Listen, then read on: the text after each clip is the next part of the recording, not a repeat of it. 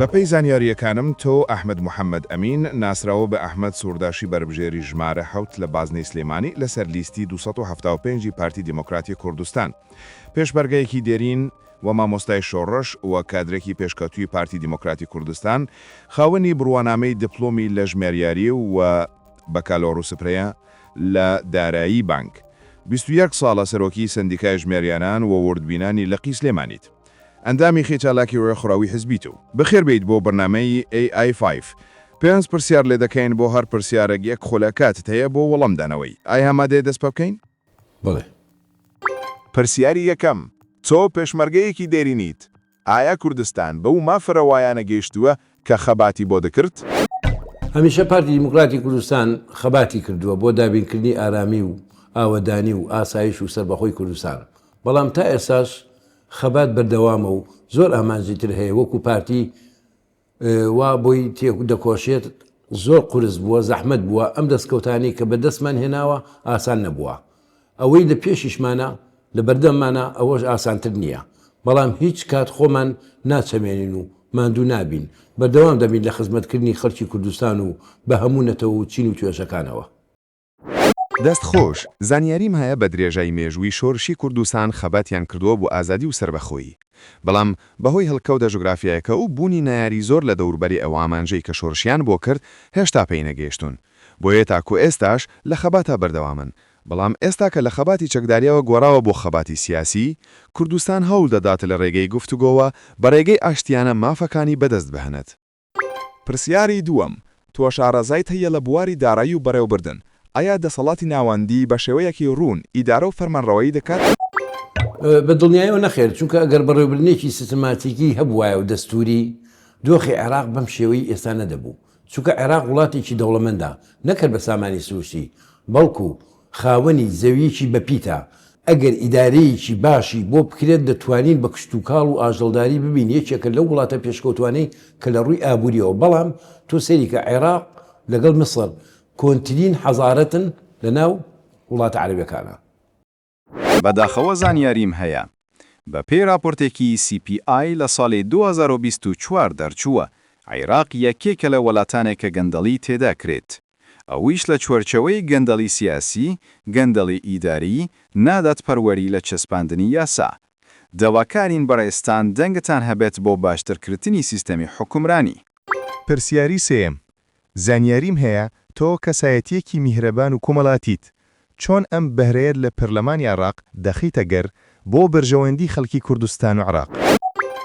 بە بڕوای من مرۆڤ ئەگەر ویژدانی هەبێت دەتوانێت دادوەرێکی باش بێت و بە یەکسانی فەرمانڕەوایی بکات. ویژدانیش سەرچاوی میهرەبانیە بە دڵنیاییەوە.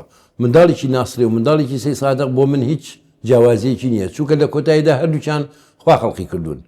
هاوڵاتی یەک وڵاتین سەبارەت بە پەیوەندی بەشێک لە سەرکەوتون لە ناو هەر سیستەمێکی ئیداریە دەگەڕێتەوە بۆ پەیوەندیەکی باش و لە ناو ئەم ئیدارەیەدا. بۆیە من لە پەرلەمان توانای ئەوەم هەیە لەگەڵ نوێنەرێکی بەسرا هاوڕابم لەگەڵ نوێنەرێکی کەربەلا هاوخەم بم تاکو ئەوانیش بتوانن لەگەڵ داواکارەکانی من هاوخەم و هاوڕابێت. وەڵامێکی نایابە. زانیاریم هەیە لە پەرلەمانی عێراق بەهۆی نەبوونی پەیوەندیەکی باش لە نێوان پەرلەمانتاران نەیانتوانیوە ئەو ئامانجەی کە بۆی هەڵبژێردراون بتوانن بەدەستی بهێن. داواکارین پەرلەمانتارانی کوردستان بتوانن ببنە پردێک بۆ دروستکردنی پەیوەندیەکی بتەو تاکو بتوانن خزمەت بە هەرێمی کوردستان و خەڵکی عێراق بکەن. پرسیاری چوارەم، زانەریمەیە تۆ پێدەگری لەوە دەکەیت کە هەوڵاتیانی هەرێمی کوردستان بە هەوڵاتێکی پلە دوو هەژمار نەکرێن. چۆن شەڕی ئەمە دەکەیت لە پەرلەمانی عێراق؟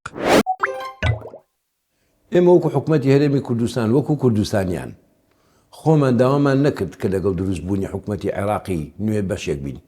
ئەو داوای ئەوان بوو ئێمەش دەسەر سێ بنەما بڕیارماندا لەگەڵیان بین کە ئێستا دروشمی پارتی دیموکراتی کوردستانە بۆ بانگەشەی هەڵبژاردن هاوبەشی هاوسەنگی سازانە. ئیدی بۆ دانیشتوانی کوردستان دەبێت بەو چاوە سیر بکرێن بە مواطنی دەرەجە دوو. بە بڕوای من هەموو هاوڵاتیەکی ئەم نیشتمانە یەکسانە دەبێت بە یەکسانی مامەڵەی لەگەڵدا بکرێت. وەڵامێکی نایابە. بە پێی زانیاریەکانم حکوومەتی عێراق حکوومەتێکی فیدراڵیە بە پێی دەستور. هاوڵاتیانی هەرێمی کوردستانیش لە هەرێمێکی فیدراڵ دەژین.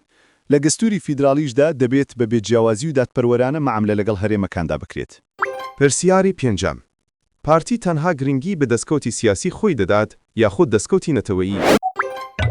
پارتی مەحاڵە بیلەوە بکاتەوە بۆ دەستکەوتی حیزبی چونکە بە درێژایی مێژوو لە سەردەمی شێخ ئەحمەدی بارزان و شێخ عەبدولسەلام تا دەگاتە مەلا مستەفای ڕەحمەتی هەمیشە سازشیان لەسەر مەسەلەی نەتەوایەتی نەکردووە چونکە میلەت گەورەترە لە حیزب ئەمە سمبولی بەرخودانی پارتیمانە کە نەتەوەییە. وەڵامێکی نایابە. بەپەی زانیاریەکانم پارتی دیموکراتی کوردستان کە بزوتنەوەیەکی شۆڕژگێری و سیاسیە هەمیشە کاری حزبی کردووە بۆ دەستکەوتی نەتەوەی.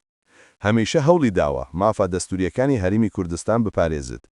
جگە لەوەش پارتی تەنیا حزبێکی کوردی نەبووە، بەڵکو بزوتنەوەیەکی ڕزگاری خواز بووە بۆ هەموو نەتەوەکانی تری ناوچەکە.